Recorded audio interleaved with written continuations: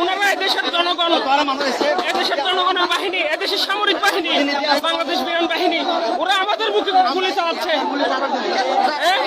ওরা আমাদের বিরুদ্ধে, দেশের জনগণের বিরুদ্ধে বাদ হয়ে যায়। আর বিদেশিদের বেলায় এরা হাতের ছুরি হয়ে যায়, ছুরি, হাতের ছুরি।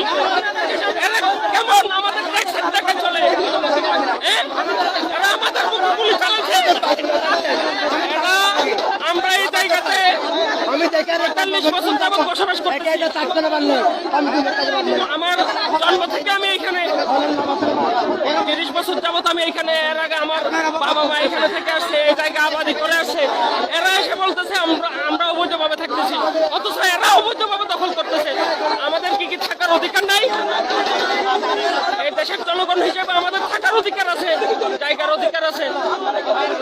এরা আমাদের বিরুদ্ধে অ্যাকশন নেয়, কিন্তু যখন মিয়ানমারের বিমান বাহিনী যখন আমাদের আকাশসীমা লঙ্ঘন করে, তখন এদের কোনো খবর থাকে না। এরা হচ্ছে সেই বাহিনী। কেমন বাহিনী আমার মানতে কষ্ট হয়।